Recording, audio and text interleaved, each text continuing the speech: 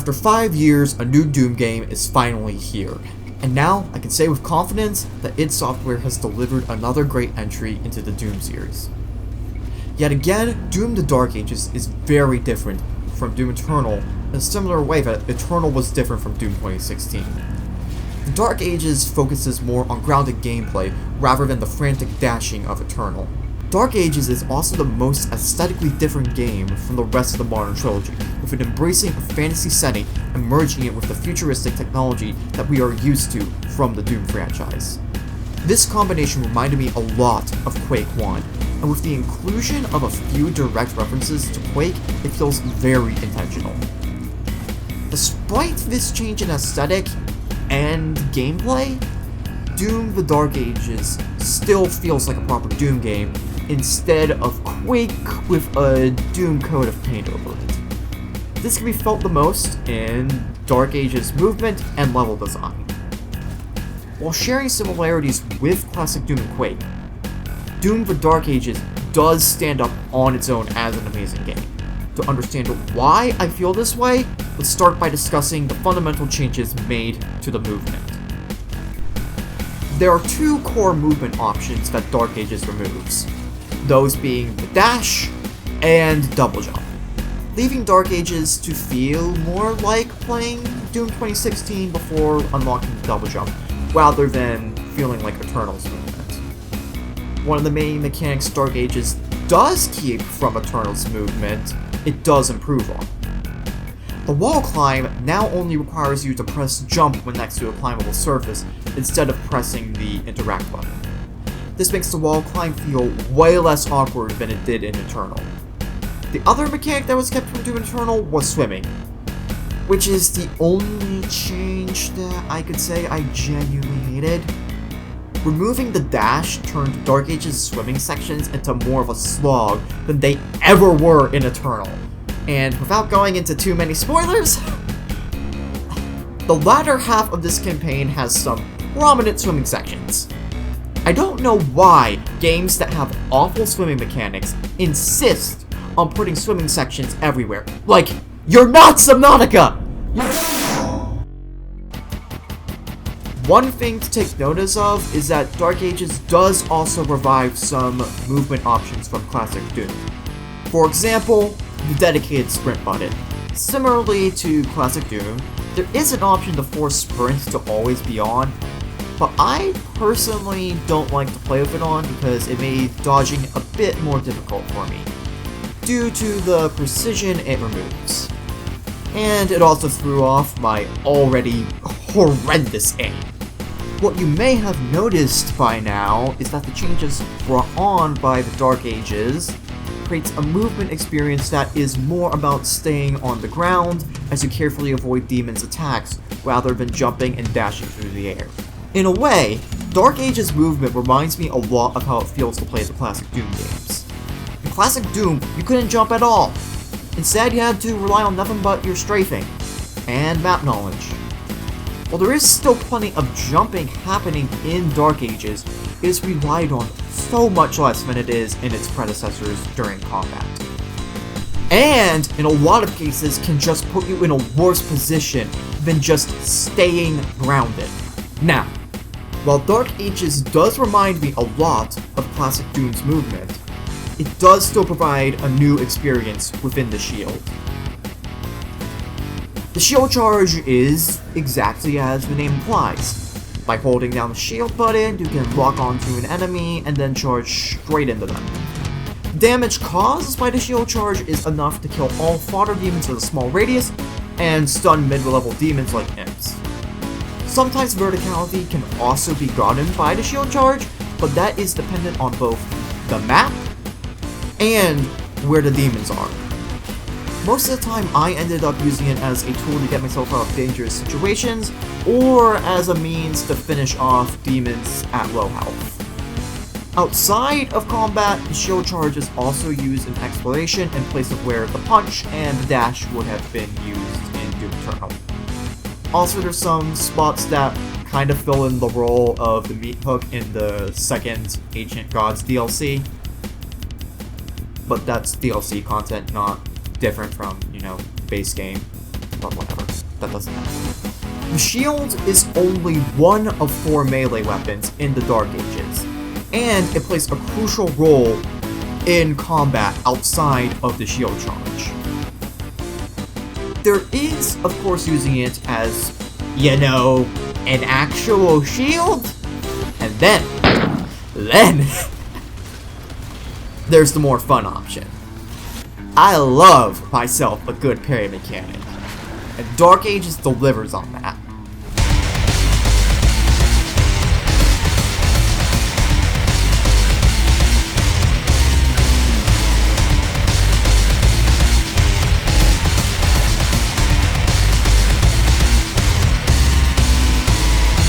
Parry is quite simple. All it requires is the block within a short time before an attack lands. By default, the parry window is pretty generous, and even if you miss the parry, you will still block the attack. However, it's still important to be careful because after enough blocks with the shield, it will break. And now you just gotta wait for it to recharge. If you land a parry, it will falter a demon, giving you a safe opportunity to use your other melee weapons. Or throw your shield straight into that damn demon's face! The shield salt is one of your best options to stun heavy demons, and get in as much damage at once. Later in the game, you also unlock shield runes, which are bonuses gained from landing a parry on a projectile. The first releases a ground fissure that both stuns and damages demons. The second unleashes a swarm of daggers. The third is an auto turret. The fourth is a bolt of energy that stuns demons and makes them take increased damage. Of the options, I prefer the fourth one for the opportunity to deal more damage than I'm already doing. And I also kind of find the turret a bit awkward to use. The other 3 melee weapons are the Power Gauntlet, Flail, and Dread Mace. Only one of the 3 weapons can be equipped at a time, and each weapon requires a melee charge to be used. The Gauntlet and Flail hold 3 charges, with the Flail taking slightly longer to recharge than the Gauntlet. Both the Flail and Gauntlet have a small little combo system going on, where if you land 3 hits in a row, a third hit will be stronger than the rest. For both weapons, landing a parry will fill a charge, and combining that with the falter caused by parrying means that the melee combo can be easily extended. The Flail and Gauntlet are both great tools at renewing health and ammo at a quick pace. Neither drop enough resources to put you back to a full supply in one hit, but with longer combos, that can easily happen. The main difference between the 2 weapons is that the Flail deals more damage and drops more resources than the Gauntlet, at the cost of taking longer to recharge. Meanwhile, the Gauntlet allows you to throw out more punches so that demons can get stuck in a dazed state for soon. Now, what is a dazed state? It's when a demon gets stunned and a purple border appears around them. While dazed, you can perform a Glory Strike. This is Dark Age's replacement for Glory Kills. That's not to say that they're entirely gone, but they just play a less important role. Glory Kills are now reserved for special moments or for doing specific actions. I would go into detail about what triggers each Glory Kill, but I honestly have no clue how they work even after like over 30 hours in game. It is nice that there is now a much faster way to get health while managing to keep Glory Kills in the game at the same time, because Glory Kills are such an iconic part of the modern Doom trilogy. It would have sucked to see them just entirely gone. Now, while Glory Kills may have a solid replacement, what about the Chainsaw? The Chainsaw, you know, it's in Doom 2016, it's in Doom Eternal. It's classic, it gets all your ammo back, it's great. Well, that's where the Dread Mace comes in. It may not insta-kill your enemies like the Chainsaw does, but it does fill your ammo back to max, and gives you the most health. This comes at the cost of having only 1 melee charge, and a longer recharge time. Parrying now only speeds up recharge time as well. The Dread Mace may take longer to refill than the other two weapons, but the devastation it brings is worth it for when dealing with stronger demons. Although that doesn't mean it's the best choice to use at all times, as it's the only melee weapon that I found myself running out of ammo with mid-battle. This is because I don't want to waste my only hit on a fodder demon when I'm not sure if another heavy demon will spawn.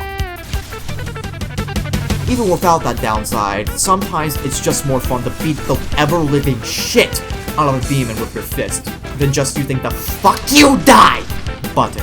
Melee combat plays a crucial role in Dark Ages and is the most important tool you have for renewing your resources. It never outright replaces the importance of your guns, but rather fits just right in the spaces where you need a quick refresh. Speaking of the guns, combat in Doom the Dark Ages is much less focused on weapon swapping than the previous modern Doom games, with it having much slower switch speeds and more generous ammo pickups. This does give Dark Ages the same problem as Doom 2016, where you can just use the exact same gun for the entire campaign if you really want to. As shown here, I use the SSG the whole encounter and I make it out of the fight just fine.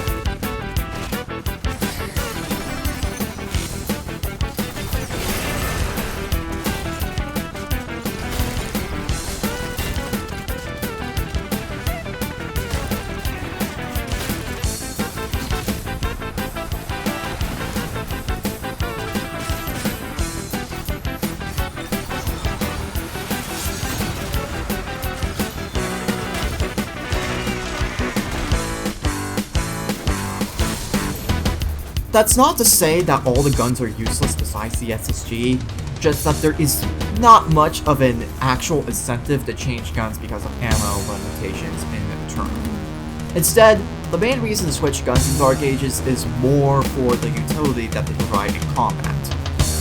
Although the utility that each gun brings is not as rock, paper, scissors-esque as they are in Eternal, with several guns covering the exact same niche, just in a slightly different way. The starting weapon is the combat shotgun. It one-shots fodder demons and deals decent damage at close range. In the early game, it's one of the best tools for getting health back in its base form. Once upgraded, it turns into a great resource for quick health and armor from individual fodder demons. The second gun is the Shredder, and it's quite good at focusing down a single heavy demon from a far range.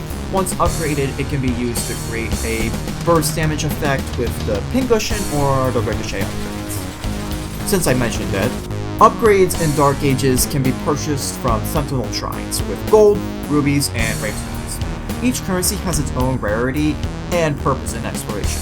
The most common currency is gold, with the average gold needed per upgrade being like around 100 or something. Or some get into like 200-300 range, but that's like for the more mid-game items. Gold does have its own variations as well, with the small piles being used as trails, while the larger stacks are used both as trail markers and as a reward for exploration. The large chest gives the most gold, and it's used as a reward for exploring secret areas. The rubies are like the mid-level currency and are often hidden through levels as secrets or behind optional items. The Wraithstones are the rarest currency and are reserved for the final upgrades on weapons. Wraithstones are near exclusively kept as secrets, requiring the player to beat a secret encounter or solve a puzzle. The change away from weapon points now means that many combat encounters can be skipped entirely.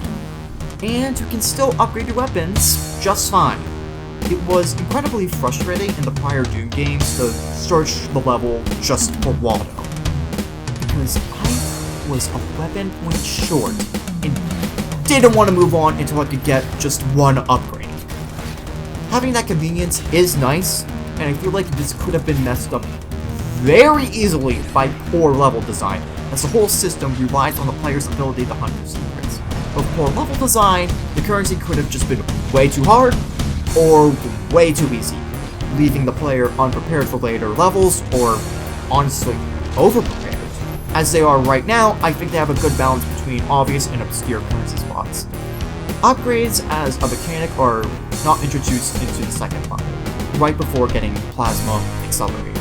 Plasma Accelerator occupies a similar niche to the Shredder, but has a noticeable damage fall-off at long range. The Accelerator builds up a charge as you shoot it that increases its rate of fire. When upgraded, it can also emit a heat blast, damaging every demon within a close range of the player. Just like an Internal, it also makes quick work of energy seals. While the Accelerator feels different to use than the Shredder, they both occupy a pretty similar role of being used to focus down a single heavy target to whittle down their health, with the occasional burst damage to clear out the space around you. I have found that the Accelerator is great at taking down enemies like Cyber Demons, as they're large enemies that require you to stay close to counter their attacks. The Shredder is much better at dealing with demons like the Mancubus that require, staying a good distance away. So, Accelerator when close, Shredder when far away. You get the point. The other plasma rifle, the Cycler, is only slightly different in how it's used from my own experience. Instead of building up a charge from shooting over time, it is instead built up from killing demons. How much the charge is filled is dependent on the size of the enemy. At max charge, the Cycler deals more damage to everything. The Cycler also applies a shock effect to all the demon's damage limit that increases the damage a demon can take. And it can spread to other demons when killed with the Cycler. As a weapon, the Cycler is much more focused on taking a single target at a time than either the Shredder or Accelerator are. Personally, I prefer the other two options over the Cycler for the crowd control options that they have. I didn't even fully understand how the Cycler worked by the end of my first playthrough because of how little I even touched it. Speaking of weapons I hardly touch, let's talk about the Impaler. The Impaler is the second nail gun that shoots a single high-damaging projectile. A headshot from one of these can one-shot imps and helmets, putting the Impaler in a similar role as the combat shotgun, just for middle-of-the-road needs. Besides that, it can also do the funny.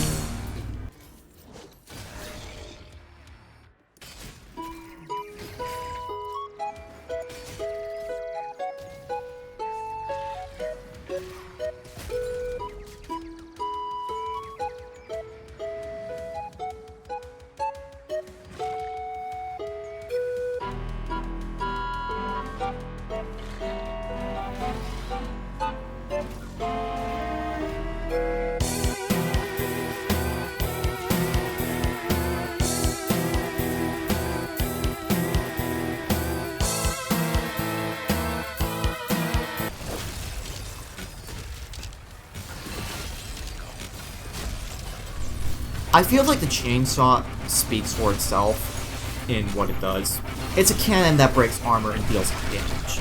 Charge the cannon to do more damage, and pulling off a parry fills the charge.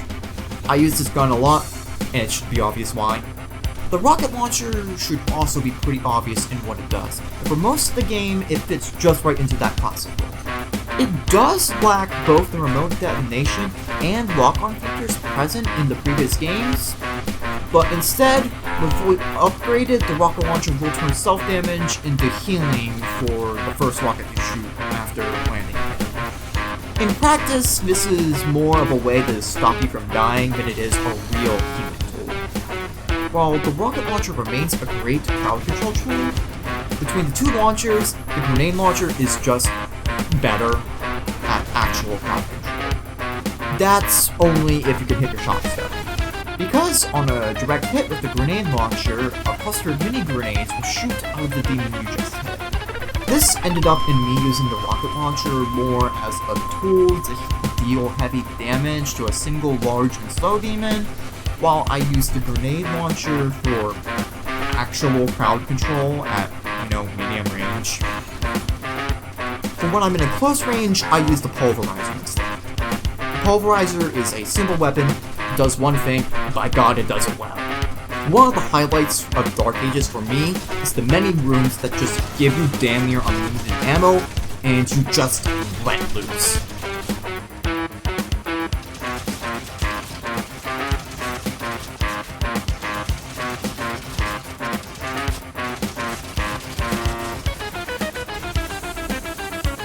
The other Skull Crusher, the Ravager, is the exact same thing, but with tighter strength, moving the gun from the king of crowd control into the category of the "fuck you, die" button.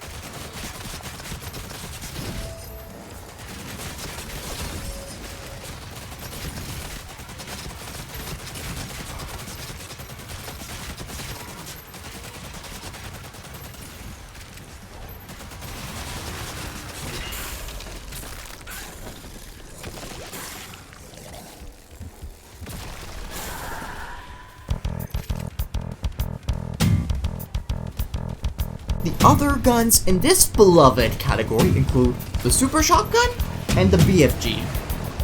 The Super Shotgun needs little explanation. It's your classic boomstick that deals extreme damage and shreds armor. It is easily one of the strongest weapons in the game, and is the one that I use the most. I like to play aggressive and stay right in the face of my enemies. The SSG is one of the best weapons to do that. One of my favorite things to do in this game is to shield charge right into an Arachnotron and blast its face right on off while it's stunned. As for the BFG, I mean BFC, it does the exact same thing as the BFG and the rest of the trilogy. It's lethal, it's awesome, but I rarely use it. Just like every other Doom game, I use the BFC as nothing more than a panic button. Earlier, I mentioned how progression is tied to the three currencies that you can find in levels, and how there's a good balance between what can be found in the open versus what is hidden. A major reason for why this is the case is from the two kinds of levels present in Dark Ages, those being linear and open. The linear levels are what most of the first half of the campaign is made of. They play a lot like your average Doom 2016 and Doom Eternal levels, with big arena fights and smaller encounters spaced in between as you go down a single path. Between the large encounters are where the secrets are placed in the offshoots of the main path. The only main difference from the other two games is that the fast travel unlocked at the end of a level is removed. I don't know why they did this, but it was a big step back for exploration. Although, you do at least get a warning for the points of no return. It is still the reason the linear levels are the weaker part of the game. Don't get me wrong, it's still great, but I like the open levels much more. The open levels are these large battlefields filled with demons and objectives that can be done in any order that you please. There is an intended path, but you don't need to follow it at all. The secrets are scattered throughout the levels, with many just sitting out there in the open, or just on alternate paths. Meanwhile, others are hidden behind puzzles, secret levers, and doors that require secret keycards. Classic Doom levels had a very similar feeling of non-linearity to them, where you could just beat a level and not even see half of what was there. Dark Ages also contributes to the long-running tradition of trapping secrets. Out of all the game design decisions made in Dark Ages, it is the level design combined with the ground combat that makes Dark Ages feel the most like classic Doom over the rest of the trilogy. I personally love the decision to make the prequel feel like classic Doom. Not only does it make sense from a lore perspective, but it also creates a great entry point for new players into the modern trilogy. Level design aside, what can be expected to be found in secret spots? Besides currency, it's your standard modern Doom collectibles.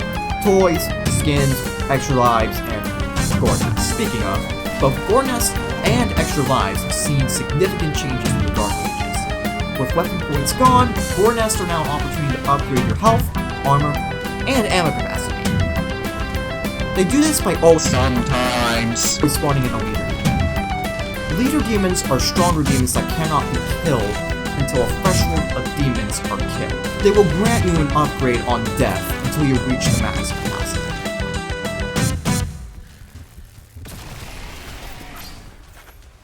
I need to emphasize, not all gore nests spawn heater demons. Just a lot of them. Like, a lot. Goodbye. Now, what about extra lives? Well, they just simply cap the max that you can have to 3 at a time. Now, this is part of the review where I'm supposed to leave some snarky comments about the game being too easy, say some jackass line about lazy devs. I'm not doing that, because I just don't think it's true. If anything, Dark Ages being too easy can only really be applied to like the first 5 levels, because I struggled with every level past Siege Part 1. But what about the difficulty sliders? What about the difficulty sliders? The difficulty sliders! Oh my god, the difficulty sliders! Oh no, oh no, oh no! I don't care! Shut up! If you set the difficulty too low to have fun, that's on you. Rant's over. What I'm trying to say here is that I still think there's plenty of things to find in Dark Ages, that there's more than enough difficulty in the game to justify upgrades. Now, what about the Mech and Dragon of this? Personally, I think both provide a nice change in pace from all the ripping into them. The Mech has an interesting melee combat system based around performing a perfect dodge to build up a charge attack that deals way more damage. It's obviously not as deep as the main gameplay, but it does what it needs to make it feel like you're controlling a giant mech. There are also moments where you get to use these giant guns. And let me tell you, they're awesome.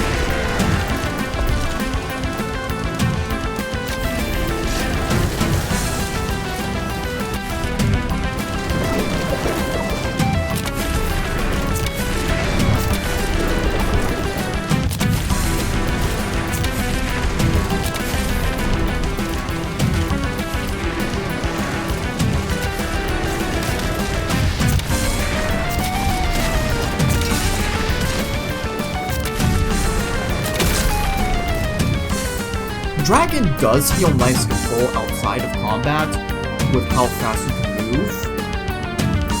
In combat is a different story though. You kind of have to just sit there and wait for the opportunity to perform a perfect dodge. I don't hate it, but I don't love it. I just feel kind of bored, and that the dragon sections would have just been so much better if they were just purely focused on traversal. Doom is a franchise not known for its writing, with it taking a backseat as gameplay is valued over everything else. Unlike the other games in the series, Doom the Dark Ages brings the story more in focus. While it's not the best written story, the writing in Dark Ages is dramatically better than what was in Doom Eternal. Dark Ages follows the Doomslayer's time fighting alongside the Night Sentinels between Doom 64 and Doom 2016, as they face the armies of Prince Azarath. It was nice to have an antagonist in a Doom game that was a sapient and speaking demon this time, instead of like a corrupted human or angel. Outside of that, I don't have much else to say about the story, because, like the other two games, it's mostly just hype moments and Doomslayer doing the most Doomslayer things possible.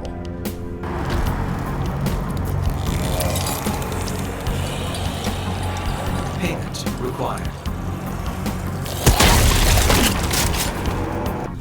Only a few of the boss fights are not tied to the general story, and they're more glorified tutorials on how to deal with them once they're introduced as a common enemy. Even then, they do help contribute to the general world building with the presence of Agadon hunters, which we encounter in Doom Eternal as the Doom Hunters. The more important boss fights are very integrated into the main story, which is why I wanted to leave their discussion for last. The first of the three main bosses is Creed Maker, who betrayed Doomslayer and Commander Thera for that precious urgent energy. We'll need something more. Now, he's paying the price with a friendly visit from the Doomslayer. The fight consists of two phases. The first phase has the Creed spamming orbs and bombs at you. He will also spawn in Maker drones along with whatever that shield thing is. The drones are more of a renewable source of health and ammo than anything else, while the shield is an area denial threat. Both can easily be dealt with by just using the shields alone.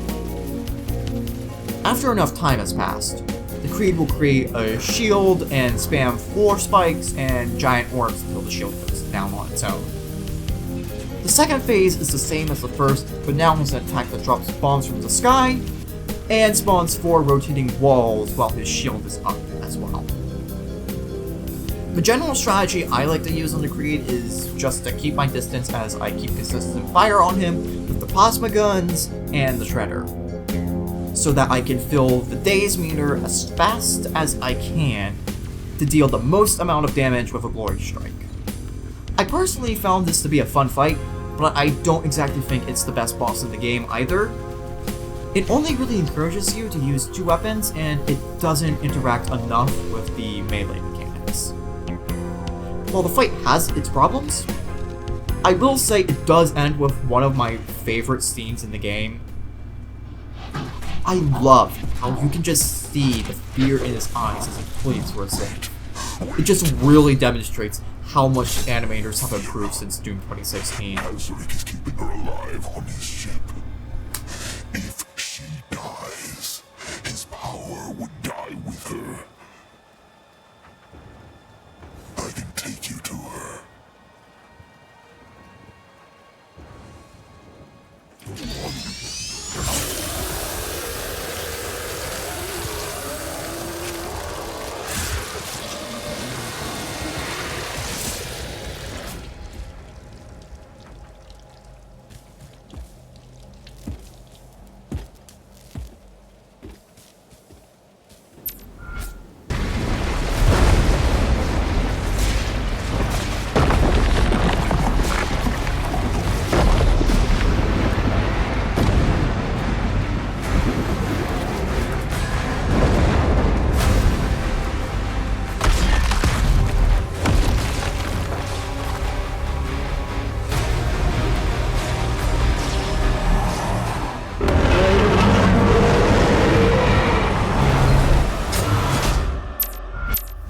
The second major boss is the Old One, or in other words, Cthulhu.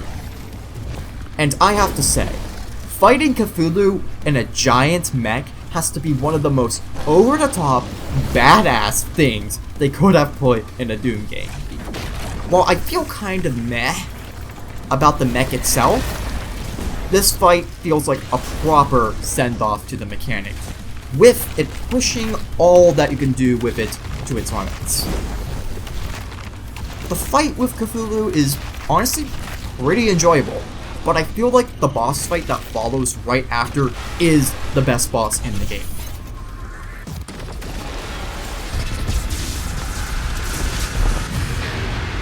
I can never rule as king, so long as you are the only one they fear. The Prince Azuric fight has a strong focus on melee combat, with most of its attacks requiring a parry to avoid.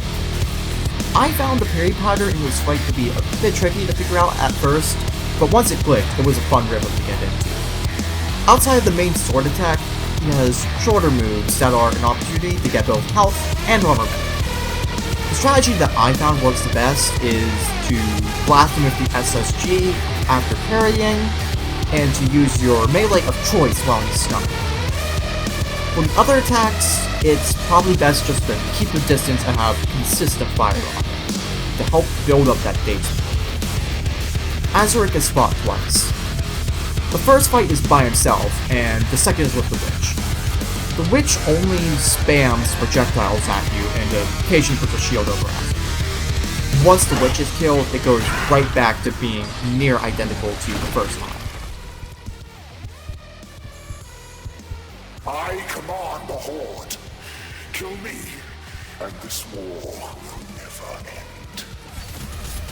I personally am fine with that, and enjoyed the fight both times.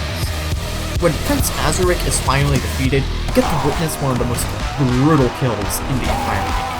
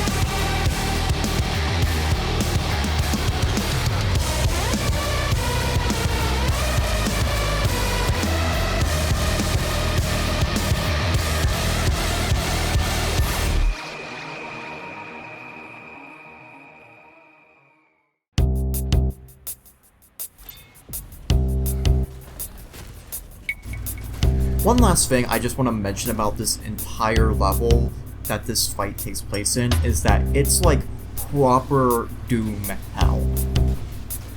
I know when this game was first announced, so many people were just concerned about it just being Quake with a Doom coat of paint. But no, this is Doom. This is so Doom. All the Lovecraftian horror stuff that's in like the levels prior to this, yeah, that's very Quake coded, because Quake is very based off of, you know, traditional Lovecraftian horror.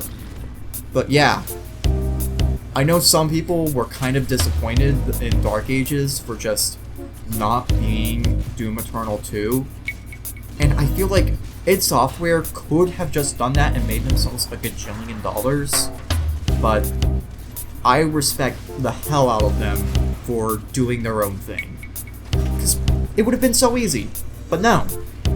They decided to follow their own vision. And sometimes to create new experiences and make something good, just gotta stop listening to what the audience wants sometimes.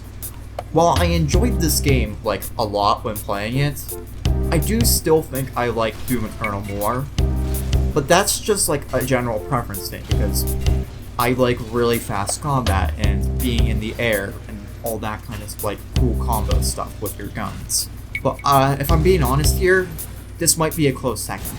I'm sorry, the 2016, it's still great, it's just, after having these two games, it's very clear to me which of the three I like more than 2016.